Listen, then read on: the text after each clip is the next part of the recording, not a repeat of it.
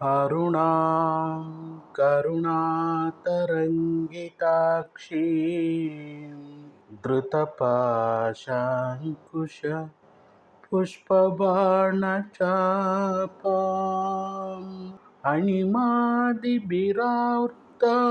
मयूखैः अहमित्येव विभावहे ಭವಾನಿ.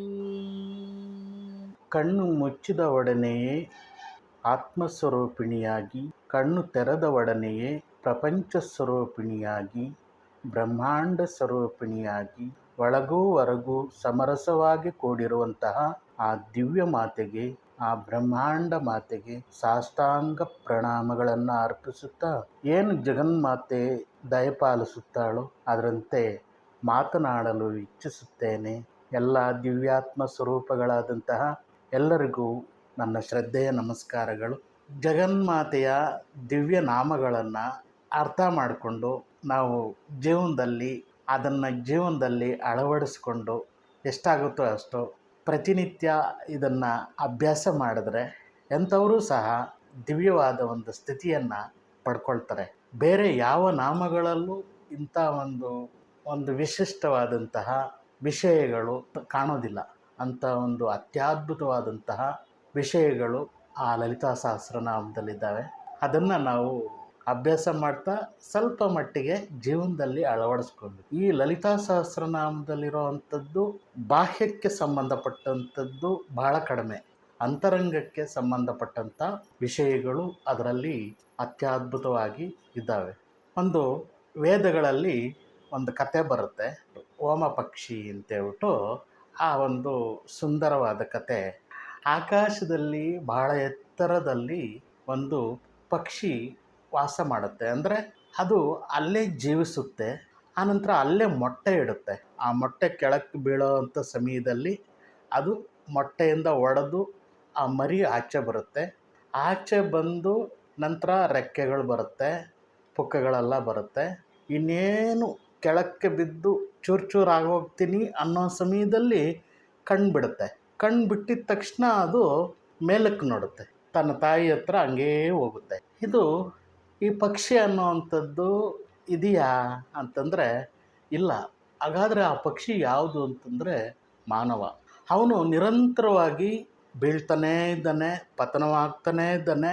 ಅವನು ಕಣ್ಣು ತೆರೀತಾ ಇಲ್ಲ. ಕಣ್ಣು ಇದೆಯಲ್ಲ, ನಮ್ಗೆ 2 ಕಣ್ಣು ಇದೆಯಲ್ಲ ಅಂತಂತಂದರೆ, 2 ಕಣ್ಣು ಯಾವ ರೀತಿ ಇದೆ ಅಂತಂದರೆ, ನವಿಲ್ಗೇರಿಗೂ ಎಷ್ಟೊಂದು ಕಣ್ಣುಗಳಿದ್ದಾವೆ, ಆದರೆ ಆ ಕಣ್ಣುಗಳು ಕೆಲಸಕ್ಕೆ ಬರಲ್ಲ. ನನಗೆ ಒಂದು ಸೀಮಿತವಾದಂತಹ ಒಂದು ಜಗತ್ತಿದೆ, ಆ ಜಗತ್ತಿಗೆ ಸೀಮಿತವಾಗಿದ್ದೀನಿ. ಅಂದರೆ ಇನ್ನೂ ಮೊಟ್ಟೆಯಲ್ಲೇ ಇದ್ದೀನಿ ನಾನು, ಮೊಟ್ಟೆಯಿಂದ ಆಚೆ ಬರ್ತಾ ಇಲ್ಲ.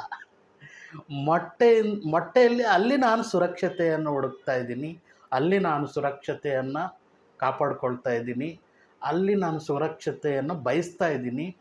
ಆದರೆ ನನಗೆ ಅಲ್ಲಿ ಸುರಕ್ಷೆ ಇಲ್ಲ. ಯಾವಾಗ ಮೊಟ್ಟೆ ಒಡೆಯುತ್ತೋ ಗೊತ್ತಿಲ್ಲ. ಆ ಮೊಟ್ಟೆ ಕೆಳಗೆ ಬೀಳೋಕ್ಕಿಂತ ಮುಂಚೆ ನಾವು ಒಳಗಡೆ ಕೈಕಾಲನ್ನು ಆಡಿಸ್ಬೇಕು. ಆ ಕೈಕಾಲು ಆಡಿಸಿದ್ರೆ ಆ ಮೊಟ್ಟೆ ಒಡೆಯುತ್ತೆ. ಆ ಮೊಟ್ಟೆ ಒಡೆದಾದ್ಮೇಲೆ ಆಚೆ ಬರ್ತೀವಿ. ಆಚೆ ಬಂದಮೇಲೆ ಆ ಕಣ್ಣನ್ನು ತೆಗಿಬೇಕು. ಆ ಕಣ್ಣು ಅಂತಂದರೆ ಯಾವುದು ಅಂದರೆ ಅರಿವು. ಇಷ್ಟು ಒಂದು ಅದ್ಭುತವಾಗಿ ಹೇಳಿದೆ. ಆ ಅರಿವು ಬಂದರೆ ಏನಾಗುತ್ತೆ ಅಂತಂದರೆ, ಅಥಾತೋ ಬ್ರಹ್ಮ ಜಿಜ್ಞಾಸಃ ಅಂತೇಳ್ಬಿಟ್ಟು ಬ್ರಹ್ಮಸೂತ್ರಗಳ ಮೊದಲನೇ ಸೂತ್ರ ಅದು. ಬ್ರಹ್ಮ ಜಿಜ್ಞಾಸಃ ಅಂದರೆ ನಾನು ನನ್ನನ್ನು ಅರ್ಥ ಮಾಡ್ಕೊಳ್ಳೋದಕ್ಕೆ ಸಾಧ್ಯವಾಗುತ್ತೆ ಆ ಕಣ್ಣು ತೆಗೆದ್ರೆ. ಒಳಗಿನ ಅರಿವಿನ ಕಣ್ಣು. 4 ಯುಗಗಳು ಯಾವಾಗಲೂ ಆಗಿ ಹೋಗಿದ್ದಾವೆ, ನಾವೀಗ ಕಲಿಯುಗದಲ್ಲಿದ್ದೇವೆ ಅಂತೆಲ್ಲ ಅನ್ಕೊತೀವಿ. ಮಗು ಹುಟ್ಟಿದ ಕೂಡಲೇ ಅದು ಸತ್ಯಯುಗದಲ್ಲಿರುತ್ತೆ. ಅದಕ್ಕೆ ಯಾವುದೇ ಒಂದು ನೋವಿಲ್ಲ, ಯಾವುದೇ ಅಹಂಕಾರ ಪ್ರವೇಶ ಮಾಡಿರಲ್ಲ, ಯಾವುದೇ ಒಂದು ಬಂಧನಗಳಿಲ್ಲ, ಅದಕ್ಕೆ ಯಾವುದೇ ಒಂದು ಕಟ್ಟುಪಾಡುಗಳಿಲ್ಲ. ಆನಂದವಾಗಿರುತ್ತೆ ಆ ಮಗು ಆ ಪ್ರಕೃತಿಯೊಂದಿಗೆ. ಒಂದು ಮರ ಈಗ ತೂಗಾಡ್ತಾ ಇತ್ತು ಅಂದರೆ ಆ ಮಗುನೂ ಹಂಗೆ ತೂಗಾಡುತ್ತೆ. ಏನೋ ಒಂದು ತೊಟ್ಲಿಗೆ ಏನೋ ಒಂದು ಗೊಂಬೆ ಕಟ್ಟಿದ್ರೆ ಆ ಗೊಂಬೆ ಹಿಂಗೆ ಆಡ್ತಾ ಇತ್ತು ಅಂದರೆ ಆ ಮಗುನೂ ಹಾಗೆ ಆಡುತ್ತೆ. ಹಾಗೆ ಈ ಪ್ರಕೃತಿಯಲ್ಲಿ ಒಂದಾಗಿರುತ್ತೆ ಅದು. ಆ ನಂತರ ಅದು ತ್ರೇತಾಯುಗಕ್ಕೆ ಬರುತ್ತೆ. ತ್ರೇತಾಯುಗಕ್ಕೆ ಬಂತು ಅಂತಂದರೆ ಅದಕ್ಕೆ ಒಂದೊಂದೇ ತಲೆ ಬರುತ್ತೆ, ರಾವಣನಿಗೆ ಬಂದಂಗೆ. 10 ತಲೆಗಳು ಸ್ವಲ್ಪ ಮಟ್ಟಿಗೆ ಅಹಂಕಾರ ಹೋಗಿ ಸೇರಿಕೊಳ್ಳುತ್ತೆ. ಆನಂತರ ದ್ವಾಪರ ಯುಗಕ್ಕೆ ಬಂದಮೇಲೆ ದಾಯಾದಿಗಳ ಕಿತ್ತಾಟ, ಆಸ್ತಿಗೋಸ್ಕರ ಹೊಡೆದಾಟ, ಆಸ್ತಿಗೋಸ್ಕರ ಕಿತ್ತಾಟ, ತನ್ನ ಸ್ಥಾನಮಾನದ ಬಗ್ಗೆ ಕಿತ್ತಾಟ, ಹೀಗೆ ಕೊನೆಯದಾಗಿ ಕಲಿಯುಗಕ್ಕೆ ಬರ್ತಾರೆ. ಕಲಿಯುಗದಲ್ಲೇ ವಾಸವಾಗಿರ್ತಾರೆ ಎಲ್ಲರೂ. ಸತ್ಯಯುಗಕ್ಕೆ ಮತ್ತೆ ವಾಪಸ್ ಹೋಗೋದೇ ಇಲ್ಲ. ಸತ್ಯಯುಗ ಅಂತಂದರೆ ಅದು ಆನಂದದ ಪರಮ ಆನಂದದ ಸ್ಥಿತಿ. ಅಥಾತೋ ಬ್ರಹ್ಮ ಜಿಜ್ಞಾಸಃ ಅಂತ ಹೇಳುತ್ತೆ ನಮ್ಮ ಶಾಸ್ತ್ರ, ಬ್ರಹ್ಮಸೂತ್ರಗಳ ಮೊದಲನೇ ಸೂತ್ರ. ಆ ಒಂದು ಜಿಜ್ಞಾಸೆ ಬಂತು ಅಂದರೆ ನಾನು ಮತ್ತೆ ಆನಂದದ ಕಡೆಗೆ ಹೋಗ್ತೀನಿ. ಆ ಜಿಜ್ಞಾಸೆ ಬಂದಿಲ್ಲ ಅಂತಂದರೆ ಮತ್ತೆ ಈ ಒಂದು ಸಂಸಾರ ಬಂಧನದಲ್ಲಿ ಇಲ್ಲಿ ಬರುವಂಥ ನೋವುಗಳನ್ನು, ದುಃಖಗಳನ್ನು ತಾನೇ ಅನುಭವಿಸೋ ಅಂಥದ್ದಕ್ಕೆ ಇದು ಕಲಿಯುಗ ಅಂತ ಅರ್ಥ. ಕಲಿಯುಗ ಯಾವತ್ತೋ ಒಂದು ಪ್ರಳಯ ಆಗುತ್ತಲ್ವ, ಅದೇ ರೀತಿ ನಮ್ಮದೊಂದು ಒಂದು ಜೀವನ ಅಂತಂದು ಇದೆಯಲ್ಲ, ಅದು ಯಾವತ್ತು ಕೊನೆ ಆಗುತ್ತೆ. ನನ್ನ ಸಾವು ಹತ್ರ ಬರುತ್ತೆ. ಆ ಸಾವು ಹತ್ರ ಬಂದಾಗ ಪ್ರಳಯ, ಆ ರೀತಿ ಪ್ರಳಯ ಆದಾಗ ನನ್ನ ಒಂದು ಜೀವನ ಮೊಟ್ಟೆ ಒಳಗಡೆ ನನ್ನ ಜೀವನ ಮುಗೀತು. ಆದರೆ ಆ ಬ್ರಹ್ಮ ಜಿಜ್ಞಾಸೆ ಅನ್ನುವಂಥದ್ದು ನಮ್ಮಲ್ಲಿ ಉದಯವಾಗುವುದೇ ಇಲ್ಲ. ಅರಿವಿನ ಕಣ್ಣೇ ತೆಗಿತಾ ಇಲ್ಲ. ಹಾಗಾಗಿ ನಿರಂತರವಾಗಿ ನಾನು ಬೀಳ್ತಾ ಇದ್ದೀನಿ, ಪತನವಾಗ್ತಾ ಇದ್ದೀನಿ. ಆದರೆ ನಾನು ಎಚ್ಚೆತ್ತುಕೊಳ್ತಾ ಇಲ್ಲ. ಒಮ್ಮೆ ನಾನು ಅರಿವಿನಿಂದ ಈ ಜಗತ್ತನ್ನು ನೋಡಿದಾಗ ಈ ಜಗತ್ತು ಅತ್ಯಂತ ಅದ್ಭುತವಾಗಿ ಕಾಣುತ್ತೆ. ಆ ಒಂದು ಜಗತ್ತಿನ ಜೊತೆಯಲ್ಲಿ ನಾನು ಆವಾಗ ಗುದ್ದಾಡೋದಿಲ್ಲ, ಒದ್ದಾಡೋದಿಲ್ಲ. ನನ್ನ ಆನಂದದ ಸ್ಥಿತಿಯನ್ನು ನಾನು ಪಡ್ಕೊಳ್ಳೋದಕ್ಕೆ ನೋಡಿ. ಅದಕ್ಕೆ ಆ ಸೂತ್ರದಲ್ಲಿ ಏನಿದೆ, ಸುಧಾ ಸಾರಾಭಿವರ್ಷಿಣಿ ಅಂತೇಳ್ಬಿಟ್ಟು. ಆ ಸುಧಾ ಸಾರಾಭಿವರ್ಷಿಣಿ, ಸುಧೆಯನ್ನು ಅದಕ್ಕೆ ಸೋಮ ಅಂತ ಹೆಸರು. ಅದು ಸೋಮರಸ ಅನ್ನುವಂಥದ್ದು ಎಲ್ಲಿದೆ ಅಂತಂದರೆ ನಮ್ಮ ಒಳಗಡೆನೇ ಇದೆ. ಆ ಒಂದು ಸೋಮರಸ ಗಂಟಲಿನಲ್ಲಿ ಇಳಿದಾಗ, ಆ ಒಂದು ಸುಧೆಯನ್ನು ಕುಡಿದಾಗ, ಆ ಒಂದು ಅಮೃತವನ್ನು ಕುಡಿದಾಗ, ಆ ಒಂದು ಸೋಮರಸವನ್ನು ಕುಡಿದಾಗ ಹೇಗಿರುತ್ತೆ ಅಂದರೆ ಆ ಅಮಲು ಅತ್ಯಂತ ಆನಂದದಾಯಕವಾಗಿರುತ್ತೆ. ಆ ಅಮಲು ಒಮ್ಮೆ ಬಂತಂದ್ರೆ ನಮಗೆ ಆ ಅಮಲಿನಲ್ಲೇ ಇರ್ತೀವಿ. ಆ ಅಮಲು ಹೊರಗಡೆ ಎಲ್ಲೂ ಸಿಗಲ್ಲ. ಹೊರಗಡೆ ಎಲ್ಲೋ ಒಂದು ಕಡೆ ಸಿಗುತ್ತೆ, ದುಡ್ಡು ಕೊಟ್ಟು ತಗೊಳ್ತೀನಿ ಕುಡಿತೀನಿ ಅಂತಂದರೆ ಅದೊಂದು 2 ಕ್ಷಣಕ್ಕೆ ಮುಗಿದೋಗುತ್ತೆ. ಈ ಜಗನ್ಮಾತೆ ಕೊಡುವಂಥ ಶಾಶ್ವತವಾದಂಥ ಅಮಲು, ಆನಂದದ ಅಮಲು, ಅದು ನಮ್ಮ ಅಂತರಂಗದಲ್ಲೇ ಇದೆ. ಅದನ್ನು ಪಡೆಯೋ ಅಂಥ ಒಂದು ಅವಕಾಶ ಜಗನ್ಮಾತೆ ನೆರವೇರಿಸ್ಕೊಡ್ತಾಳೆ. ಅದರಲ್ಲಿ ಜಗನ್ಮಾತೆಯಲ್ಲಿ ನಾವು ಶರಣಾಗತರಾದಾಗ ಪತನವಾಗ್ತಾ ನಾನು ಯಾವಾಗ ಕಣ್ಣು ತೆರೆಯುತ್ತೀನೋ ಆವಾಗ ನನ್ನ ತಾಯಿಯ ಕಡೆ ನಾನು ನೋಡ್ತೀನಿ. ಜಗನ್ಮಾತೆಯ ಪಾದ ಪದ್ಮಗಳಲ್ಲಿ ಮತ್ತೆ ಹೋಗಿ ನನ್ನ ತಾಯಿಯ ಸ್ಥಾನಕ್ಕೆ ನಾವು ಹೋಗ್ತೀನಿ. ಇಲ್ಲ ಅಂದರೆ ನಾನು ಇಲ್ಲೇ ಒದ್ದಾಡ್ತಾ ಇರ್ತೀನಿ. ಆ ಮೊಟ್ಟೆಯಲ್ಲೇ ಕೊನೆಗೆ ಕಾಣಿಸ್ಕೊಳ್ತೀನಿ. ನನ್ನನ್ನು ಯಾರೋ ಸೇವ್ ಮಾಡ್ತಾರೆ, ನನ್ನನ್ನು ಯಾರೋ ರಕ್ಷಣೆ ಮಾಡ್ತಾರೆ, ಇಲ್ಲ, ನಾನೊಮ್ಮೆ ಕೈಕಾಲು ಆಡಿಸಿದ್ರೆ ಆ ಮೊಟ್ಟೆಯಿಂದ ಆಚೆ ಬರೋದಕ್ಕೆ ಸಾಧ್ಯವಾಗುತ್ತೆ. ನಾನೊಮ್ಮೆ ಪ್ರಯತ್ನ ಪಟ್ಟರೆ ನನ್ನ ಒಳಗಿನ ಅರಿವು ವಿಕಾಸ ಆಗುತ್ತೆ. ಆ ಒಳಗಿನ ಅರಿವು, ಒಳಗಿನ ಕಣ್ಣು ತೆರೆದ ಕೂಡಲೇ ಜಗನ್ಮಾತೆಯ ದರ್ಶನ ಆಗುತ್ತೆ. ಜಗನ್ಮಾತೆಯ ದರ್ಶನ ಆಯಿತು ಅಂತಂದರೆ ನನ್ನ ಒಂದು ಬ್ರಹ್ಮ ಜಿಜ್ಞಾಸೆ ಎನ್ನುವಂಥದ್ದು ಆ ಮೊದಲನೇ ಸೂತ್ರದಲ್ಲೇ ಇರೋ ಅಂಥದ್ದು ನಾನು ಅದನ್ನು ಪಡೆಯೋದಕ್ಕೆ ಅದನ್ನು ಪಡೆದ ಮೇಲೆ ನಾನು ಅನಂತ ಆನಂದದ ಸ್ಥಿತಿಯಲ್ಲಿ ನಾನು ವಿಲೀನವಾಗುವಂಥ ಒಂದು ಸಂದರ್ಭ ಒದಗಿ ಬರುತ್ತೆ. ಅದು ಜಗನ್ಮಾತೆಯ ಕೃಪೆಯಿಂದ ಆಗುತ್ತೆ. ಆ ಜಗನ್ಮಾತೆ ಎಷ್ಟು ಚೆನ್ನಾಗಿ ಬರ್ಸ್ಕೊಂಡಿದ್ದಾಳೆ ಒಂದು ನಾಮಗಳನ್ನು.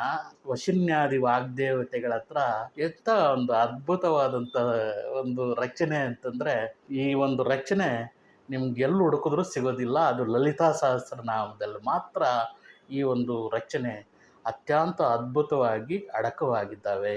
ಅರಿವಿನ ಮೂಲಕ ಅರ್ಥ ಮಾಡ್ಕೊಳ್ಳೋದಕ್ಕೆ ಪ್ರಯತ್ನ ಪಟ್ಟರೆ ನಮಗೆ ಅದು ಸಿಗುತ್ತೆ. ಗೇಯ ಚಕ್ರರಥ ಆರೂಢ ಮಂತ್ರಿಣಿ ಪರಿಸೇವಿತ. ಜಗನ್ಮಾತೆಯ ಲಲಿತಾ ಸಹಸ್ರನಾಮದ 69ನೇ ನಾಮ ಇದು. ಹಿಂದಿನ ನಾಮದಲ್ಲಿ 2 ರಥಗಳು ಯಾವಾಗಲೂ ಚಕ್ರರಾಜ ರಥದ ಜೊತೆಯಲ್ಲಿ ಇರುತ್ತದೆ ಅಂತೇಳ್ಬಿಟ್ಟು ನಾವು ವಿಶ್ಲೇಷಣೆ ಮಾಡಿದ್ದೀವಿ. ಅಂದರೆ ಚಕ್ರರಾಜ ಅಂತಂದರೆ ಶ್ರೀಚಕ್ರದಲ್ಲಿ ಜಗನ್ಮಾತೆ ವಾಸ ಮಾಡ್ತಾ ಇದ್ದಾಳೆ. ಮಹಾನ್ ಯೋಗಿನಿಯರು ಆ ಶ್ರೀಚಕ್ರದಲ್ಲಿ ಇರ್ತಾರೆ. ಎಷ್ಟು ಯೋಗಿನಿಯರು ಇರ್ತಾರೆ ಅನ್ನೋದನ್ನೆಲ್ಲ ಹಿಂದಿನ ಒಂದು ಸಂಚಿಕೆಯಲ್ಲಿ ವಿಚಾರ ಮಾಡಿದ್ದೀವಿ ಅಲ್ವಾ. ಅದೇ ರೀತಿ 2 ಚಕ್ರಗಳು ಚಕ್ರರಾಜ ಜೊತೆಯಲ್ಲಿ ಇರುತ್ತವೆ. ಅದು ಯಾವ್ಯಾವ ಚಕ್ರ ಅಂತಂದ್ರೆ ಗೇಯ ಚಕ್ರ, ಆಮೇಲೆ ಇನ್ನೊಂದು ಕಿರಿಚಕ್ರ. 2 ರಥಗಳು ಪಕ್ಕದಲ್ಲೇ ಇರ್ತವೆ. ಗೇಯ ಚಕ್ರ ರಥ ಎಂದು ಕರೆಯಲಾಗಿದೆ. ಇದು ಮಂತ್ರಿಣಿ ದೇವಿಯ ರಥವಾಗಿದ್ದು ಶ್ಯಾಮಲಾ ದೇವಿ ಎಂದು ಕರೆಯುತ್ತಾರೆ. ಅಂದ್ರೆ ಜಗನ್ಮಾತೆಯ ವ್ಯಕ್ತ ಸ್ವರೂಪಗಳವೆಲ್ಲ. ಈ ಶ್ಯಾಮಲಾ ದೇವಿಯ ಬಗ್ಗೆ ನಾವು 10ರಲ್ಲಿ ವಿಚಾರ ಮಾಡಿದ್ದೀವಿ. ಗೇಯ ಚಕ್ರವನ್ನು ಹೊಂದಿರುವಂತಹ ಮಂತ್ರಿಣಿ ದೇವಿಯು ತನ್ನ ಮಂತ್ರಿಗಳಲ್ಲಿ ಒಬ್ಬಳಾಗಿದ್ದಾಳೆ ಮತ್ತು ಅವಳನ್ನು ಪೂಜಿಸಲು ಆಯ್ಕೆ ಮಾಡುತ್ತಾಳೆ. ಪೂಜಿಸುವುದು ಎಂದರೆ ಗೌರವಿಸುವುದು ಎಂದು ಅರ್ಥ. ಷೋಡಶೋಪಚಾರ ಪೂಜೆಗಳನ್ನು ಮಾಡಿದ್ರೇನೆ ಪೂಜೆ ಅಲ್ಲ. ಇಂದಿನ ಒಂದು ಸಂಚಿಕೆಯಲ್ಲಿ ನಾವು ವಿಚಾರ ಮಾಡಿದ್ದೀವಿ. ನಾವು ಹೇಗೆ ಗೌರವಿಸುತ್ತೀವೋ ಬೇರೆಯವರನ್ನ, ಅದೇ ರೀತಿ ಅವರು ನಮ್ಮನ್ನ ಗೌರವಿಸುತ್ತಾರೆ. ಒಂದು 25 ವರ್ಷಗಳ ಹಿಂದೆ, ಆಗ ನಾನು ಯೋಗ ಟೀಚರ್ ಆಗಿದ್ದೆ. ಆ ಸಮಯದಲ್ಲಿ ಒಬ್ಬರು ದೊಡ್ಡ ಪ್ರಸಿದ್ಧ ಚಲನಚಿತ್ರ ನಿರ್ದೇಶಕರಿಗೆ ಯೋಗ ಹೇಳ್ಕೊಡಕ್ಕೆ ಹೋಗ್ತಾ ಇದ್ದೆ. ಅವರೊಂದು ಸ್ವಲ್ಪ ದಪ್ಪ ಇದ್ರು. ಅವ್ರ ಮಗಳು ಸ್ವಲ್ಪ ದಪ್ಪ ಇದ್ರು. 10 ವರ್ಷದ ಮಗಳಿರ್ಬೇಕು. ಆ ಮಗಳು ಸ್ವಲ್ಪ ದಪ್ಪ ಇದ್ರು. ನೋಡಮ್ಮ, ದಪ್ಪ ಆಗ್ಬಾರ್ದು, ಸಣ್ಣ ಆಗ್ಬೇಕು ಅಂತ ಹೇಳ್ಬಿಟ್ಟು ಆ ನಿರ್ದೇಶಕರು ಹೇಳ್ತಾರೆ. ಅದಕ್ಕೆ ಮಗಳೇನಂತ ಹೇಳಿ ಗೊತ್ತಾ, ನೀನ್ ಯಾಕೆ ದಪ್ಪಕ್ಕಿದ್ದೀಯಾ ಅಂತ ಹೇಳ್ಬಿಟ್ಟು ಕೇಳ್ತಾರೆ. ಅದು ನಿಜ ಅಲ್ವಾ? ನೀವು ಏನನ್ನ ಹೂಗಳನ್ನ ಹಾಕಿದ್ರೆ ಹೂಗಳು ನಮ್ಮ ಎಡೆಗೆ ಬರುತ್ತವೆ. ಪ್ರೀತಿಯನ್ನ ಹಾಕಿದ್ರೆ ಪ್ರೀತಿ ನಮ್ಮ ಎಡೆಗೆ ಬರುತ್ತೆ. ನಾವು ದ್ವೇಷವನ್ನ ಹಾಕಿದ್ರೆ, ಕಲ್ಲುಗಳು ಹಾಕಿದ್ರೆ ನಮ್ಮ ಎಡೆಗೆ ಬರುತ್ತೆ. ಇದನ್ನ ನಾವು ಇಂದಿನ ಒಂದು ಸೂತ್ರಗಳಲ್ಲೆಲ್ಲ ಅರ್ಥ ಮಾಡ್ಕೊಳ್ಳೋದಕ್ಕೆ ಪ್ರಯತ್ನ ಪಟ್ಟಿದ್ದೀವಿ. ಹಾಗೆ ಗೌರವಿಸೋದು ಅಂತಂದ್ರೆ ಅದು ಪೂಜಿಸುವುದೆಂದೇ ಅರ್ಥ. ಯಾರನ್ನ ನಾವು ಅತ್ಯಂತ ಪ್ರೀತಿಯಿಂದ ಗೌರವಿಸುತ್ತೀವೋ, ನನ್ನ ಹೆಂಡತಿ ಗೌರವದಿಂದ ನೋಡ್ತೀನಿ, ನನ್ನ ಗಂಡನನ್ನ ಗೌರವದಿಂದ ನೋಡ್ತೀನಿ, ನನ್ನ ಮಕ್ಕಳನ್ನ ಗೌರವದಿಂದ ನೋಡ್ತೀನಿ, ನನ್ನ ತಂದೆ ತಾಯಿಯನ್ನ ಗೌರವದಿಂದ ನೋಡ್ತೀನಿ, ನನ್ನ ಅಕ್ಕಪಕ್ಕದ ಮನೆಯವರನ್ನ ಗೌರವದಿಂದ ನೋಡ್ತೀನಿ, ನನ್ನ ಸುತ್ತಲೂ ಜಗತ್ತಿನ ಜನರನ್ನೆಲ್ಲ ಗೌರವದಿಂದ ನೋಡ್ತೀನಿ ಅಂತ ಹೇಳಿದ್ಮೇಲೆ ಅದು ಪೂಜೆ ಅಲ್ಲದೆ ಮತ್ತೇನೂ ಅಲ್ಲ. ಅದರ ಫಲವನ್ನು ನಾವು ಅನುಭವಿಸ್ತೇವೆ. ಅದು ಮುಂದಿನ ಒಂದು ಜೀವನಕ್ಕೆ ಅತ್ಯಂತ ಅದ್ಭುತವಾಗಿ ನಮ್ಮ ಜೀವನ ರೂಪುಗೊಳ್ಳುತ್ತದೆ. ಶ್ರೀಚಕ್ರದಲ್ಲಿ 79 ಯೋಗಿನಿಯರು ಇರುವುದನ್ನು ನಾವು ನೋಡಿದ್ದೇವೆ. ಇಂದಿನ ಒಂದು ಸಂಚಿಕೆಯಲ್ಲಿ ಇದನ್ನೆಲ್ಲ ವಿಚಾರ ಮಾಡಿದ್ದೀವಿ. ಆ ಯೋಗಿನಿಯರು ಲಲಿತಾಂಬಿಕೆಯ ಮಹಾನ್ ಆರಾಧಕರು. ಈ ಯೋಗಿನಿಯರಲ್ಲಿ ಮಂತ್ರಿಣಿ ದೇವಿ ಮತ್ತು ಶ್ಯಾಮಲಾ ದೇವಿ ಎಂದು ಕರೆಯಲ್ಪಡುವ ಆ ಇಬ್ಬರು ದೇವತೆಯರು ಶ್ರೀವಿದ್ಯಾ ಸಂಸ್ಕಾರಗಳ ಯಜಮಾನಿಯರು ಅಂತ ಇಲ್ಲಿ ವಶಿನ್ಯಾದಿ ವಾಗ್ದೇವತೆಗಳು ಹೇಳ್ತಾರೆ. ಈ ನಾಮವು ಪ್ರಾಯಶಃ ಈ ಯೋಗಿನಿಯರಿಂದ ಶ್ರೀವಿದ್ಯಾ ಪೂಜೆಯನ್ನು ಅರ್ಥೈಸಬಹುದು. ಗೇಯ ಎಂದರೆ ಮುಖ್ಯ ಎಂಬ ಅರ್ಥವೂ ಇದೆ. ಗೇಯ ಚಕ್ರ ಎಂದರೆ ಪ್ರಮುಖ ಚಕ್ರ ಎಂಬ ಅರ್ಥವೂ ಇದೆ. ಸಿದ್ಧಿಯನ್ನು ಪಡೆದ ಅಂತಹ ವ್ಯಕ್ತಿಯನ್ನು ಮಂತ್ರಿಣಿ ಎಂದು ಕರೆಯಲ್ಪಡುತ್ತಾರೆ. ಈ ಒಂದು ನಾಮಗಳ ಅರ್ಥವನ್ನು ತಿಳಿದುಕೊಂಡು ಯಾರು ಆ ಸಿದ್ಧಿಯನ್ನು ಪಡಿತಾರೋ ಅವರು ಸಹ ಮಂತ್ರಿಣಿ ದೇವಿಗೆ ಸಮಾನರು ಎಂದು ಇಲ್ಲಿ ಉಲ್ಲೇಖಿಸಲಾಗಿದೆ. ಪಂಚದಶಿ ಮತ್ತು ಷೋಡಶಿ ಮಂತ್ರ ಸಿದ್ಧಿಯನ್ನು ಪಡೆದವರು ಆಕೆಯನ್ನು ಪೂಜಿಸುತ್ತಾರೆ.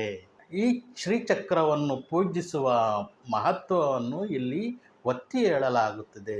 ಅನೇಕ ಗ್ರಂಥಗಳಲ್ಲಿ ಮಾನವ ದೇಹವನ್ನು ಶ್ರೀಚಕ್ರಕ್ಕೆ ಹೋಲಿಸಲಾಗಿದೆ. ಅಲ್ಲಿ ಚಿಂತಾಮಣಿ ಗೃಹ ಇದೆ, ಅದು ಬಿಂದು ಸ್ಥಾನ ಅಂತ ಅದಕ್ಕೆ ಹೆಸರು. ಈ ಸಹಸ್ರಾರ ಚಕ್ರದಲ್ಲಿ ಒಂದು ಬಿಂದು ಅಂತಿದೆ, ಬ್ರಹ್ಮರಂಧ್ರ ಅಂತಿದೆ. ಅಲ್ಲಿ ಜಗನ್ಮಾತೆ ವಾಸ ಮಾಡ್ತಾ ಇರ್ತಾಳೆ. ಆನಂತರ ಆಜ್ಞಾಚಕ್ರ ಅಂತೇಳ್ಬಿಟ್ಟು ಹಣೆಯ ಭಾಗದಲ್ಲಿ ಇದೆ. ಅದಕ್ಕೆ ಒಂದೊಂದು ಆವರಣ ಅಂತೇಳ್ಬಿಟ್ಟು 9 ಆವರಣಗಳು ಈ ಶರೀರಕ್ಕೆ ವಿಂಗಡಿಸಿದ್ದಾರೆ. ಆನಂತರ ವಿಶುದ್ಧ ಚಕ್ರ ಅಂತೇಳ್ಬಿಟ್ಟು ಗಂಟಲಿನ ಭಾಗದಲ್ಲಿದೆ. ಎದೆಯ ಭಾಗದಲ್ಲಿ ಅನಾಹತ ಚಕ್ರ ಇದೆ. ಮಣಿಪುರ ಚಕ್ರ ಒಕ್ಕಳಿನ ಭಾಗ ಮತ್ತು ಸೊಂಟದ ಭಾಗಕ್ಕೆ ಸಂಬಂಧಪಟ್ಟಂಥದ್ದು. ಆನಂತರ ಸ್ವಾಧಿಷ್ಠಾನ ತೊಡೆಗಳಿಗೆ ಸಂಬಂಧಪಟ್ಟಿದ್ದು. ನಂತರ ಮೂಲಾಧಾರ ಚಕ್ರ ಪಾದಗಳಿಗೆ ಸಂಬಂಧಪಟ್ಟಂಥದ್ದು. ಈ ಒಂದು 9 ಆವರಣಗಳನ್ನು ನಮ್ಮ ಶರೀರದಲ್ಲೇ ಇರೋವಂಥದ್ದನ್ನು ಕೆಲವು ಶಾಸ್ತ್ರಗಳು ಈ ರೀತಿ ಹೇಳ್ತವೆ. ಸಹಸ್ರಾರದಲ್ಲಿನ ರಂಧ್ರದ ಮೂಲಕ ದೈವಿಕ ಶಕ್ತಿಯು ದೇಹವನ್ನು ಪ್ರವೇಶ ಮಾಡುತ್ತದೆ. ಅನಂತರ ನಮ್ಮ ಪಾದಗಳ ಮೂಲಕ ಶಕ್ತಿಯು ನೆಲೆಗೊಂಡಿರುತ್ತದೆ. ಅಂದರೆ ಪಾದಗಳಲ್ಲಿ, ಅಂದರೆ ಶ್ರೀವಿದ್ಯಾ ಉಪಾಸನೆ ಯಾರು ಮಾಡ್ತಾ ಇರ್ತಾರೋ ಅವ್ರ ಪಾದಗಳಿಗೆ ನಮಸ್ಕಾರ ಮಾಡಿದಾಗ ಪಾದಗಳಲ್ಲಿ ಹೆಚ್ಚು ಶಕ್ತಿ ಇರೋವಂಥದ್ದು ತಿಳಿದು ಬರುತ್ತೆ ಈ ನಾಮಗಳಿಂದ. ಯಾರದೇ ಆಗಲಿ ದೊಡ್ಡವರ ಒಂದು ಪಾದಗಳಿಗೆ ನಮಸ್ಕಾರ ಮಾಡಿದಾಗ ಈ ಒಂದು ಸಹಸ್ರಾರದ ಮೂಲಕ ಈ ಒಂದು ದೈವಿಕ ಶಕ್ತಿಯು ಬಂದು ಪಾದಗಳಲ್ಲಿ ನೆಲೆಗೊಂಡಿರುತ್ತೆ.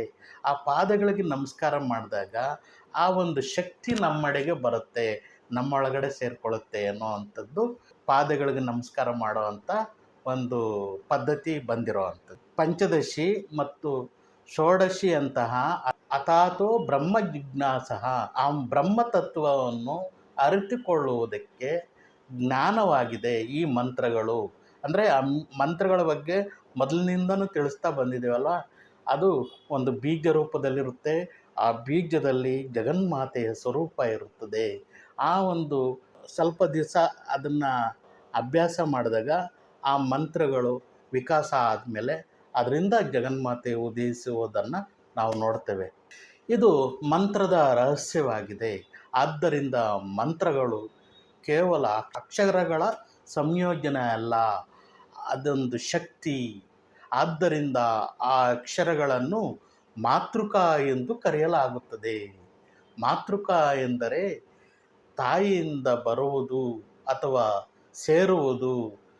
ಅಂದರೆ ಆ ಒಂದು ಓಮ ಪಕ್ಷಿ ಮೇಲಿಂದ ಮೊಟ್ಟೆ ಬಂದು ಆ ನೆಲಕ್ಕೆ ಬೀಳೋದ್ರೊಳಗಡೆ ಅದು ಕಣ್ಣನ್ನು ತೆರೆದರೆ ಅದು ಮೇಲೆ ನೋಡುತ್ತೆ, ಮತ್ತೆ ತಾಯಿಯೊಂದಿಗೆ ಒಂದಾಗುತ್ತದೆ. ಈ ಒಂದು ಶ್ರೀಮಾತಾ ಸರ್ವೋಚ್ಚ ತಾಯಿ ಎಂದು ಕರೆಯಲಾಗಿದೆ. ಆ ಸರ್ವೋಚ್ಚ ತಾಯಿಯನ್ನು ನಾವು ಆವಾಗ ಹೊಂದುತ್ತೇವೆ. ಆ ಸರ್ವೋಚ್ಚ ತಾಯಿಯನ್ನು ನಾವು ಪಡಿತೀವಿ. ಆ ಸರ್ವೋಚ್ಚ ತಾಯಿಯ ಪಾದ ಪದ್ಮಗಳಲ್ಲಿ ಹೋಗಿ ಮತ್ತೆ ಸೇರಿಕೊಳ್ತೇವೆ. ಇಂಥ ಒಂದು ದಿವ್ಯ ಜ್ಞಾನವನ್ನು ನಮಗೆ ಈ ಒಂದು ಲಲಿತಾ ಸಹಸ್ರನಾಮದಲ್ಲಿ ನಾವು ತಿಳಿದುಕೊಳ್ಬೇಕು. ಕೇವಲ ಒಂದು ಹೇಳ್ಕೊಂಡು ಹೋಗ್ಬಿಟ್ರೆ ಅದರಲ್ಲಿ ಏನು ಒಂದು ಸ್ವಾರಸ್ಯ ಇರುವುದಿಲ್ಲ. ಆ ವಿಷಯಗಳನ್ನು ಅರ್ಥ ಮಾಡಿಕೊಂಡ್ರೆ ಮಾತ್ರ ನಮಗೆ ಗೊತ್ತಾಗುವಂಥದ್ದು. ಈ ನಾಮದಲ್ಲಿ ಮಂತ್ರದ ಮಹತ್ವ ಮತ್ತು ದೇಹವನ್ನು ಶ್ರೀಚಕ್ರದೊಂದಿಗೆ ಪರಿಗಣಿಸುವುದನ್ನು ಒತ್ತಿ ಹೇಳಲಾಗಿದೆ. ಅಂದರೆ ಈ ಒಂದು ಶರೀರವೇ ಒಂದು ಶ್ರೀಯಂತ್ರ. ಅರಿವಿನ ಮೂಲಕ ಆ ಮಂತ್ರಗಳನ್ನು ಪಠಿಸಿದಾಗ, ಅದನ್ನು ಅರ್ಥ ಮಾಡಿಕೊಂಡಾಗ ನಾವು ಮತ್ತೆ ಮಾತೃತ್ವದೊಂದಿಗೆ ನಾವು ಒಂದಾಗ್ತೀವಿ. ಜಗನ್ಮಾತೆ ಬೇರೆ ಅಲ್ಲ, ನಾನು ಬೇರೆ ಅಲ್ಲ ಅನ್ನೋವಂಥ ಒಂದು ಭಾವನೆ ಆ ನಂತರ ನಮಗೆ ಬರುತ್ತೆ.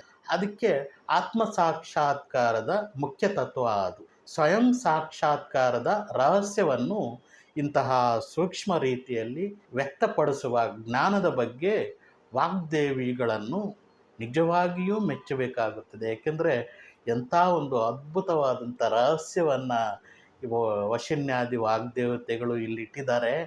ಅದನ್ನು ನಾವು ಅರ್ಥ ಮಾಡ್ಕೊಬೇಕು. ಅರ್ಥ ಮಾಡಿಕೊಂಡು ಪಠಿಸಿದಾಗ ದಿವ್ಯವಾದಂಥ ಸ್ವರೂಪವನ್ನು ನಮ್ಮೊಳಗಡೆ ನಾವು ಅದನ್ನು ಅನುಭವಿಸ್ತೇವೆ. ದಿವ್ಯವಾದ ಸ್ವರೂಪವನ್ನು ನಮ್ಮೊಳಗಡೆ ಆನಂದಿಸ್ತೇವೆ. ಇಂಥ ಒಂದು ಪವಿತ್ರವಾದಂತಹ ಈ ನಾಮಗಳನ್ನು ನಾವು ಪಠಿಸಬೇಕು ಅರ್ಥಸಹಿತ. ಕಿರಿಚಕ್ರ ರಥಾರೂಢ ದಂಡನಾಥ ಪುರಸ್ಕೃತ. ಕಿರಿಚಕ್ರ ರಥವು ದಂಡನಾಥ ದೇವಿಯ ರಥವಾಗಿದ್ದು, ಆ ದೇವಿಯನ್ನು ವಾರಾಹಿ ದೇವಿ ಎಂದು ಕರೆಯುತ್ತಾರೆ. ಆ ದೇವಿಯನ್ನು ಅತ್ಯಂತ ಶಕ್ತಿಶಾಲಿ ಎಂದು ಪರಿಗಣಿಸಲಾಗಿದೆ. ಕಿರಿ ಎಂದರೆ ವರಾಹ ಎಂದು ಅರ್ಥ. ವರಾಹ ಎಂದರೆ ಹಂದಿ. ಅವಳ ಮುಖ ಹಂದಿಯಂತಿದೆ. ಆಕೆಯ ರಥವೂ ಸಹ ವರಾಹ ಆಕಾರದಲ್ಲಿದೆ. ಆಕೆಯನ್ನು ದಂಡನಾಥ ಎಂದು ಕರೆಯಲಾಗುತ್ತದೆ. ಯಾವಾಗಲೂ ತನ್ನೊಂದಿಗೆ ದಂಡವನ್ನು ಒಯ್ಯುತ್ತಾಳೆ.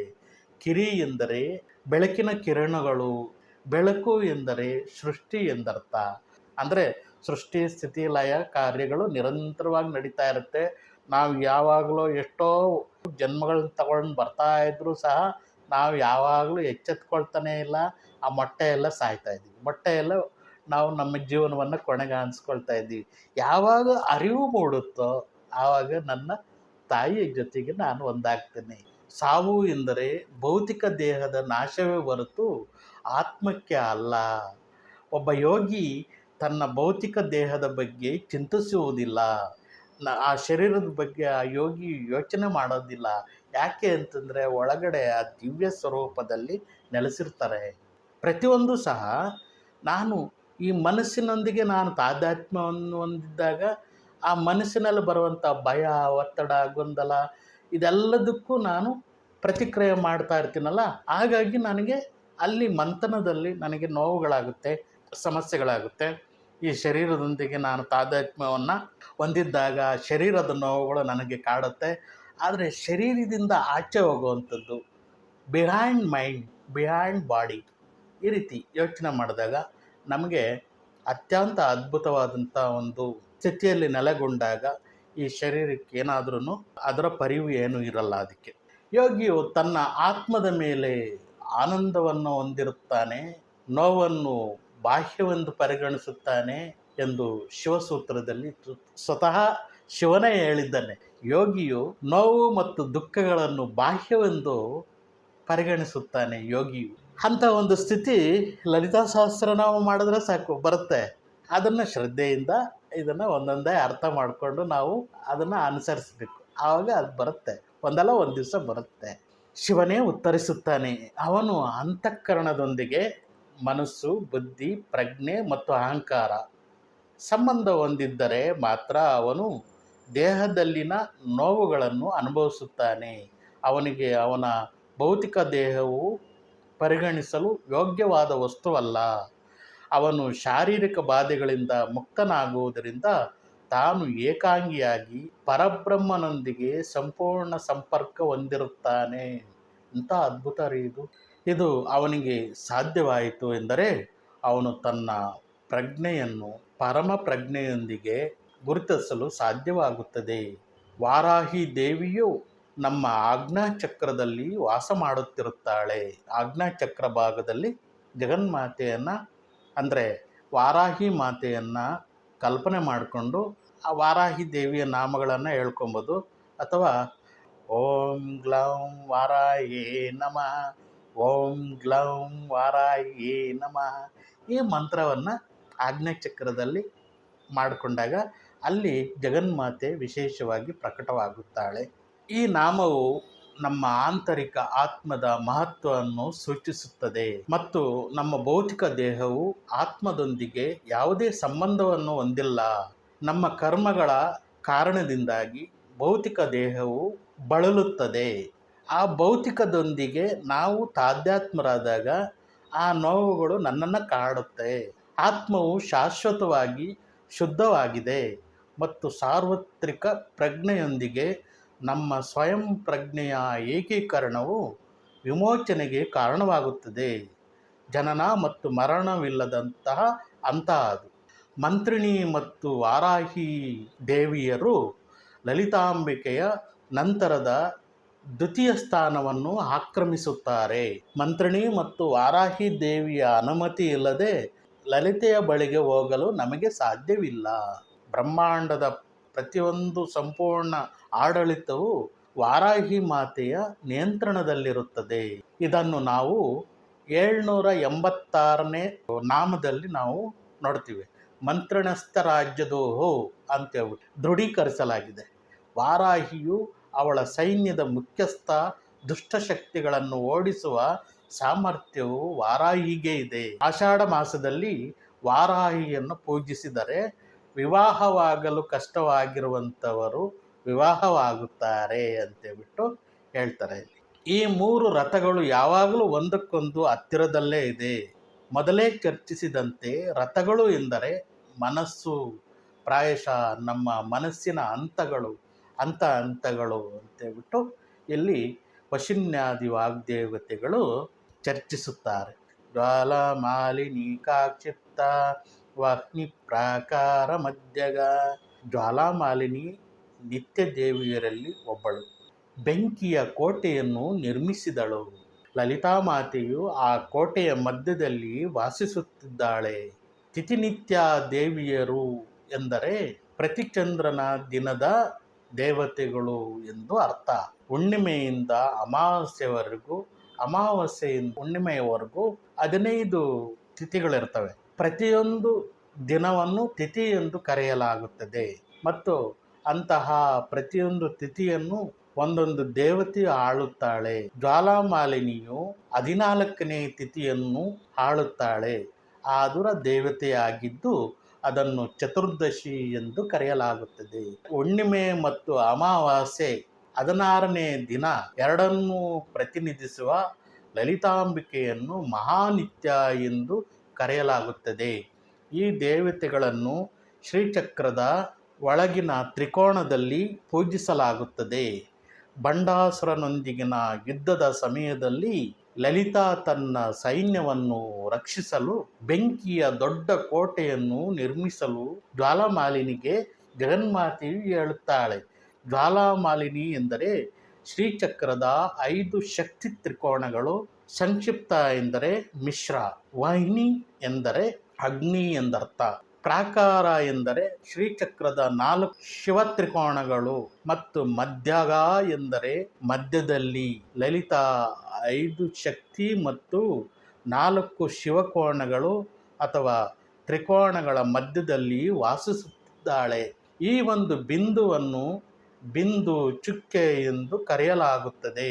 ಈ ಬಿಂದುವನ್ನು ಚುಕ್ಕೆ ಎಂದು ಕರೆಯಲಾಗುತ್ತದೆ ಮತ್ತು ಬ್ರಹ್ಮರಂಧ್ರ ಅಂತ ಕರೆಯಲಾಗುತ್ತದೆ. ಈ ತ್ರಿಕೋಣಗಳೆಲ್ಲವೂ ನಮ್ಮ ಶರೀರದಲ್ಲೇ ಇದೆ. ಈ ಶರೀರದಲ್ಲಿ ಒಂದೊಂದು ಹಂತದಲ್ಲಿ ನಾವು ಹೋದಾಗ ನಾವು ಜಗನ್ಮಾತೆ ಆದಂತಹ ಲಲಿತಾ ಮಾತೆಯನ್ನು ನಾವು ಅಲ್ಲಿ ಸಂಪರ್ಕಿಸುತ್ತೇವೆ. ತಮ್ಮ ಪ್ರತಿಯೊಂದು ಜನ್ಮದಲ್ಲೂ ಜ್ಞಾನಿಗಳು ಬ್ರಹ್ಮವನ್ನು ಅರಿತುಕೊಳ್ಳುತ್ತಲೇ ಇರುತ್ತಾರೆ. ಜ್ಞಾನಿಯಾಗಿ ಅವನು ಬೆಂಕಿಯ ಜ್ವಾಲೆಯ ಮಧ್ಯದಲ್ಲಿದ್ದಾನೆ. ಅದು ಅಜ್ಞಾನವನ್ನು ಅದರ ಬೆಳಕಿನಿಂದ ನಾಶಪಡಿಸುತ್ತದೆ. ಜ್ವಾಲಾಮಾಲ ಎಂದರೆ ಬೆಂಕಿಯ ಮಾಲೆ ಎಂದು ಅರ್ಥ. ಈ ಅಗ್ನಿಮಾಲೆಯನ್ನು ಧರಿಸಿರುವ ಜ್ಞಾನಿಯು ಬ್ರಹ್ಮವನ್ನು ಸಾಕ್ಷಾತ್ಕಾರ ಮಾಡಿಕೊಳ್ಳುತ್ತಾನೆ. ಅವನ ಕೊರಳಿನಲ್ಲಿರುವ ಬೆಂಕಿಯ ಮಾಲೆಯ ಅಜ್ಞಾನದ ಅಂಧಕಾರವನ್ನು ನಾಶಪಡಿಸುತ್ತದೆ. ಜ್ಞಾನಿಯು ಬ್ರಹ್ಮವನ್ನು ಅರಿತುಕೊಂಡಾಗ ಸೃಷ್ಟಿಕರ್ತನನ್ನು ಅರಿತುಕೊಳ್ಳುತ್ತಾನೆ. ಈ ನಾಮದ ಆಳವಾದ ಅರ್ಥವೇನೆಂದರೆ ಲಲಿತೆಯು ಎಲ್ಲ 3 ಕಾರ್ಯಗಳಾದಂತಹ ಸೃಷ್ಟಿ, ಸ್ಥಿತಿ, ಲಯ ಮಾಡುತ್ತಿರುತ್ತಾಳೆ. ಎಲ್ಲ 3 ಕ್ರಿಯೆಗಳಿಗೆ ಅವಳು ಕಾರಣವಾಗಿದ್ದಾಳೆ. ಅವಳು ಯಾವುದೇ ವೈಯಕ್ತಿಕ ಕ್ರಿಯೆಗಳಲ್ಲಿ ಭಾಗವಹಿಸುವುದಿಲ್ಲ. ಆದರೆ ಅಂತಹ ಕ್ರಿಯೆಗಳಿಗೆ ಸಾಕ್ಷಿಯಾಗಿ ಉಳಿಯುತ್ತಾಳೆ. ನಮ್ಮೊಳಗಡೆ ಒಂದು ಸಾಕ್ಷಿ ಇದೆ ಸ್ವಾಮಿ. ಆ ಸಾಕ್ಷಿಯನ್ನು ನಾವು ಜಾಗೃತಗೊಳಿಸಿಕೊಳ್ಳಬೇಕು. ಇವು ಬ್ರಹ್ಮನ ಗುಣಲಕ್ಷಣಗಳು. ಆ ಒಂದು ಜ್ಞಾನವನ್ನು ಪಡೆದ ಮೇಲೆ ಬಾಹ್ಯ ವಿಷಯಗಳಿಗೆ ಸಂಬಂಧಪಟ್ಟಂತೆ ಅವನು ಮೌನವಾಗಿರ್ತಾನೆ. ಅದೇನು ನಡೀತಲ್ವ, ಅದಕ್ಕೋಸ್ಕರ ಬಂಡ ಸೈನ್ಯ ವಧೋದ್ಯುಕ್ತ ಶಕ್ತಿ ವಿಕ್ರಮ ಹರ್ಷಿತ. ಅವಳ ಶಕ್ತಿಗಳು ರಾಕ್ಷಸ ಬಂಡಾಸುರನ ಸೈನ್ಯವನ್ನು ನಾಶಪಡಿಸಿದಾಗ ಅವಳು ಸಂತೋಷಪಟ್ಟಳು. ಬಂಡ ಎಂದರೆ ದ್ವಂದ್ವ ಪೀಡಿತನಾದ ಅಜ್ಞಾನಿ ಆತ್ಮ ಎಂದು ಅರ್ಥ. ಬಂಡಾಸುರ ಅಂತಂದರೆ ಒಬ್ಬ ರಾಕ್ಷಸ ಇದ್ನೋ ಇಲ್ವೋ ಗೊತ್ತಿಲ್ಲ, ಆದರೆ ನಮ್ಮೊಳಗಡೆ ಒಬ್ಬ ಅಹಂಕಾರಿ ಆತ್ಮ ಇದ್ದಾನಲ್ಲ, ಪ್ರತಿಯೊಬ್ಬರಲ್ಲೂ ಇರ್ತಾರೆ. ಆ ಅಹಂಕಾರವನ್ನು ತೊಡೆದ ನಂತರ ಜಗನ್ಮಾತೆಯ ದಿವ್ಯ ದರ್ಶನ ಪ್ರಾಪ್ತಿಯಾಗ.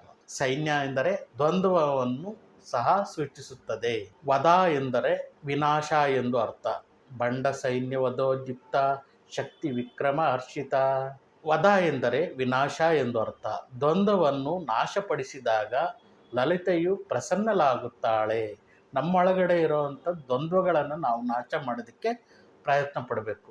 ಇಲ್ಲ ಅಂದರೆ ಸಾಕ್ಷಿ ಸ್ವರೂಪದಲ್ಲಿ ನಿಲ್ಲಬೇಕು. ಆವಾಗ ಆ ಗೊಂದಲಗಳೆಲ್ಲ ಶಾಂತವಾಗುವಂಥದ್ದನ್ನು ನೀವೇ ನೋಡ್ತೀರ. ದ್ವಂದ್ವವನ್ನು ತೆಗೆದರೆ ಮಾಯೆಯ ಆ ಒಂದು ಪದರ ಆಚೆ ಬರುತ್ತೆ. ಮನಸ್ಸಿನ ಸಹಾಯದಿಂದ, ಆಂತರಿಕ ಪರಿಶೋಧನೆಯಿಂದ ಮಾತ್ರ ದ್ವಂದ್ವವನ್ನು ತೆಗೆದು ಹಾಕಬಹುದು. ತನ್ನ ಮನಸ್ಸೇ ಅವನಿಗೆ ಶತ್ರು, ತನ್ನ ಮನಸ್ಸೇ ಅದಕ್ಕೆ ಮಿತ್ರ. ಹಾಗಾಗಿ ಮಿತ್ರನಂತೆ ನಾನು ಆ ಮನಸ್ಸಿನಿಂದ ಆ ದ್ವಂದ್ವಗಳನ್ನು ತೆಗೆದು ಹಾಕಬೇಕಾಗುತ್ತೆ. ಅಂದರೆ ರಾಮಕೃಷ್ಣ ಪರಮಹಂಸರು ಇದನ್ನು ಚೆನ್ನಾಗಿ ಹೇಳ್ತಾರೆ. ಅಜ್ಞಾನವೆಂಬ ಮುಳ್ಳು ಚುಚ್ಚಿಕೊಂಡಿದೆ ನನಗೆ, ಜ್ಞಾನವೆಂಬ ಇನ್ನೊಂದು ಮುಳ್ಳಿನ ಸಹಾಯದಿಂದ ಆ ಒಂದು ಅಜ್ಞಾನದ ಮುಳ್ಳನ್ನು ತೆಗೆದು ಎರಡನ್ನೂ ಬಿಸಾಡಬೇಕು. ಇದು ಜ್ಞಾನ, ಇದು ಏನೋ ಅಂತ ಅಂದ್ಕೊಂಡು ಅದನ್ನು ಇಟ್ಕೊಳ್ಳೋಂಗಿಲ್ಲ, ಇದು ಅಜ್ಞಾನ ಅಂತ ಇಟ್ಕೊಳ್ಳೋಂಗಿಲ್ಲ. ಎರಡನ್ನೂ ಬಿಸಾಕಿದ್ಮೇಲೆ ಏನೂ ಇಲ್ಲ ಅಂಥ ಒಂದು ಸ್ಥಿತಿ ಜಗನ್ಮಾತೆಯ ಸ್ಥಿತಿಯಾಗಿದೆ. ಜಗನ್ಮಾತೆಯ ಸ್ವರೂಪ ಚಿಂತನೆಯಾಗಿದೆ. ಜಗನ್ಮಾತೆಯ ನಿರ್ಗುಣ ವಿಷಯವಾಗಿದೆ, ನಿರ್ಗುಣ ಸ್ಥಿತಿಯಾಗಿದೆ. ಅಂಥ ಸ್ಥಿತಿಯಲ್ಲಿ ವಿಲೀನವಾಗಿರುವಂಥದ್ದೇ ಒಂದು ಸಾಧನ ಕ್ರಮ. ನಿತ್ಯ ಪರಾಕ್ರಮಟೋಪ ನಿರೀಕ್ಷಣ ಸಮತ್ಸಕ. ನಿತ್ಯ ಎಂದರೆ ನಿತ್ಯ ದೇವಿಯರು. ಲಲಿತೆಯು ಯುದ್ಧದ ಸಮಯದಲ್ಲಿ ಈ ಒಂದು 15 ತಿಥಿನಿತ್ಯ ದೇವಿಯರ ಶೌರ್ಯವನ್ನು ನೋಡಿ ಸಂತೋಷಪಟ್ಟಳು.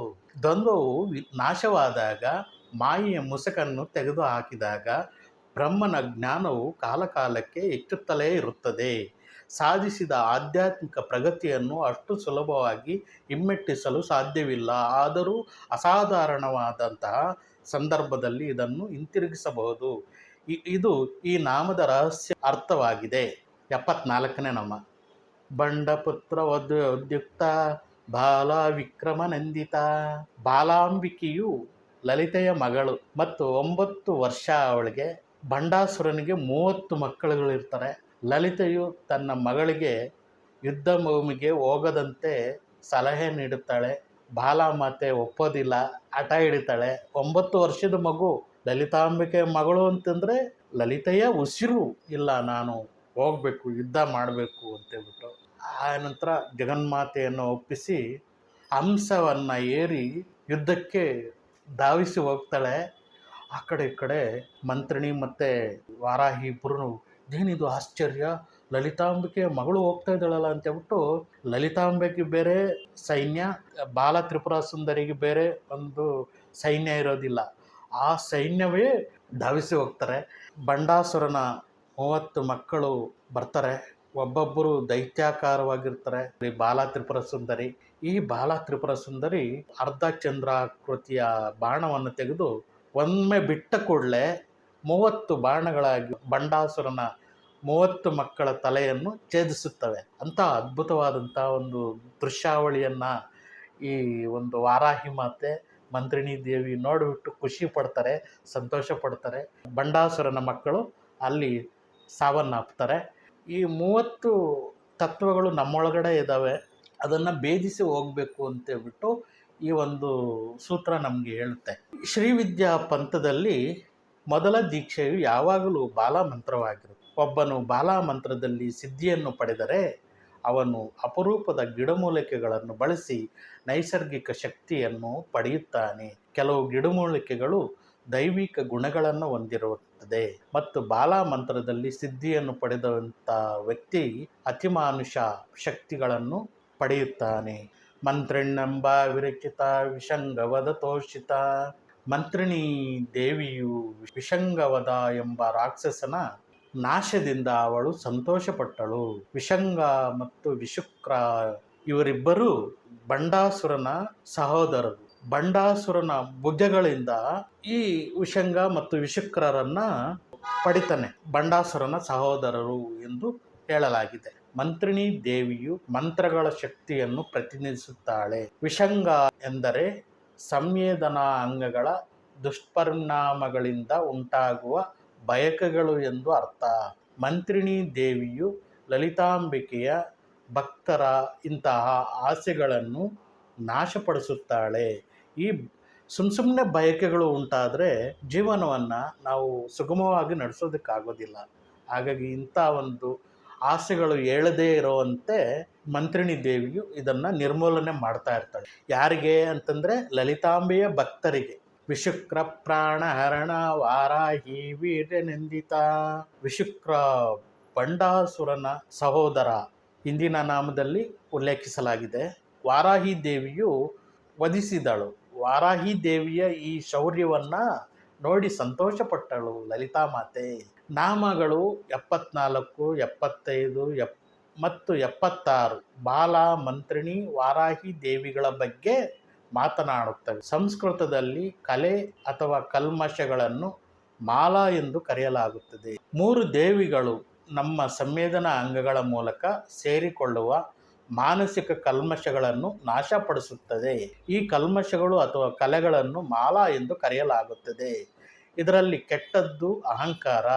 ನಮ್ಮ ಕಿರೀಟ ಚಕ್ರ ಮತ್ತು ಹಿಂಭಾಗದ ತಲೆ ಚಕ್ರದ ಮೂಲಕ ತುಂಬಿದ ದೈವಿಕ ಶಕ್ತಿಯನ್ನು ಸ್ವೀಕರಿಸುವ ಸಾಕಷ್ಟು ದೈಹಿಕ ಶಕ್ತಿಯನ್ನು ಹೊಂದಿರಬೇಕು. ಮಂತ್ರಿಣಿ ಎಂದರೆ ಪಂಚದಶಿ ಅಥವಾ ಷೋಡಶಿಯಂತಹ ದೇವಿಯ ಮಂತ್ರಗಳ ಶಕ್ತಿ ಎಂದು ಅರ್ಥೈಸಬಹುದು.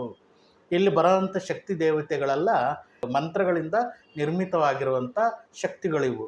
ನಮ್ಮ ಒಳಗಡೆ ನಡೆಯುವಂಥ ಯುದ್ಧಗಳನ್ನು ಅವುಗಳ ಜೊತೆಯಲ್ಲಿ ಹೋರಾಟ ಮಾಡುವಂಥ ಒಂದು ಮಂತ್ರಗಳ ಸಮೂಹ ಆಗಿರೋದ್ರಿಂದ ಈ ಲಲಿತಾ ಸಹಸ್ರನಾಮ ಅಂಥ ಒಂದು ಶಕ್ತಿಯನ್ನು ಹೊಂದಿದೆ. ಮನಸ್ಸನ್ನು ನಿಯಂತ್ರಿಸುವ ಮಂತ್ರದ ಪಠಣದ ಮೂಲಕ ಸಂಭವಿಸುತ್ತದೆ. ಮತ್ತು ಕೆಲವು ತಪಸ್ಸುಗಳನ್ನು ಸಂವೇದನಾ ಅಂಗಗಳು ಗಮನಿಸುವುದರಿಂದ ಮನುಷ್ಯನು ತನ್ನೊಳಗಿನ ಪರಮಾತ್ಮನನ್ನು ಅರಿತುಕೊಳ್ಳುತ್ತಾನೆ. ಅಂತಹ ಹಂತವನ್ನು ತಲುಪಿದಾಗ ಭಕ್ತನು ಅಂತಿಮ ಮುಕ್ತಿಯನ್ನು ಪಡೆಯುತ್ತಾನೆ. ಹಾವು ತನ್ನ ಪೊರೆಯಿಂದ ಆಚೆ ಬಂದಾಗ ಎಷ್ಟೊಂದು ಸುಂದರವಾಗಿ ಕಾಣುತ್ತೆ. ಆತ್ಮಸ್ವರೂಪನೂ ಹಾಗೆಯೇ ಈ ಶರೀರದಿಂದ ಬೇರೆಯಾದಾಗ ಜಗನ್ಮಾತೆಯ ಸ್ವರೂಪದಲ್ಲಿ ಒಂದಾಗುತ್ತಾನೆ. ಇದಂಥ ಅದ್ಭುತವಾದಂಥ ವಿಷಯಗಳು. ಈ ವಿಷಯಗಳನ್ನು ನಾವು ಅರ್ಥ ಮಾಡ್ಕೊಳ್ಳೋದಕ್ಕೆ ಪ್ರಯತ್ನ. ಕಾಮೇಶ್ವರ ಮುಖ ಲೋಕ ಕಲ್ಪಿತ ಶ್ರೀ ಗಣೇಶ್ವರ. ಗಣೇಶನು ಮಹಾಕಾಮೇಶ್ವರ ಮಹಾಕಾಮೇಶ್ವರಿಯ ಒಂದು ನೋಟದಿಂದ ಜನಿಸಿದನು. ಗಣೇಶನು ಶಿವ ಮತ್ತು ಪಾರ್ವತಿಯ ಮೊದಲ ಮಗ. ಯುದ್ಧದ ಸಮಯದಲ್ಲಿ ಬಂಡಾಸುರನು ತನ್ನ ಸೈನ್ಯದ ನಾಶವನ್ನು ನೋಡುತ್ತಿದ್ದನು. ತನ್ನ ಸೈನ್ಯಕ್ಕೆ ಮತ್ತಷ್ಟು ಕಾರಣಗಳನ್ನು ತಪ್ಪಿಸಲು ಅವನು ಲಲಿತೆಯ ಸೈನ್ಯದ ಮಧ್ಯದಲ್ಲಿ ಜಯವಿಘ್ನ ಎಂಬ ಹೆಸರಿನ ಯಂತ್ರವನ್ನು ಇರಿಸಲು ಆದೇಶಿಸಿದ್ದನು. ಮಂತ್ರಗಳ ಶಕ್ತಿಯಿಂದ ತುಂಬಿದ್ದರೆ ಮಾತ್ರ ಯಂತ್ರಗಳು ಶಕ್ತಿಯುತವಾಗಿ ಕೆಲಸ ಮಾಡ್ತವೆ. ಈ ಯಂತ್ರವನ್ನು ಇರಿಸಿದಾಗ ಲಲಿತೆಯ ಸೈನ್ಯವು ತಮ್ಮ ಆತ್ಮವಿಶ್ವಾಸವನ್ನು ಕಳೆದುಕೊಳ್ಳಲಾರಂಭಿಸುತ್ತದೆ. ಮಂತ್ರಗಳ ಅಧಿಕಾರಿಯಾಗಿರುವಂತಹ ಮಂತ್ರಿಣೀ ದೇವಿಯು ಇದನ್ನು ಗಮನಿಸಿ ಲಲಿತಾ ಮಾತೆಗೆ ವರದಿಯನ್ನು ಕೊಡುತ್ತಾಳೆ. ಸಾಮಾನ್ಯವಾಗಿ 28 ತತ್ವಗಳು ನಮ್ಮಲ್ಲಿರುತ್ತೆ ಅಂತೇಳ್ಬಿಟ್ಟು ಹೇಳ್ತಾರೆ. ಕರ್ಮೇಂದ್ರಿಯಗಳು, ಜ್ಞಾನೇಂದ್ರಿಯಗಳು ಅತ್ತಾಯಿತು. ಅಂತಃಕರಣ, ಮನಸ್ಸು, ಬುದ್ಧಿ, ಚಿತ್ತ, ಅಹಂಕಾರ 14 ಆಯಿತು. ಪಂಚಪ್ರಾಣಗಳು, ಪ್ರಾಣಾಪಾನ ಇತ್ಯಾದಿ ಪಂಚಪ್ರಾಣಗಳು 19 ಆಯಿತು. ಪಂಚಭೂತಗಳು, ಭೂಮಿ, ಆಕಾಶ, ಗಾಳಿ, ಬೆಂಕಿ ಇತ್ಯಾದಿ 24 ಆಯಿತು. ಬಯಕೆ, ಅಜ್ಞಾನ 26 ಆಯಿತು. ಕರ್ಮ 27 ಆಯಿತು.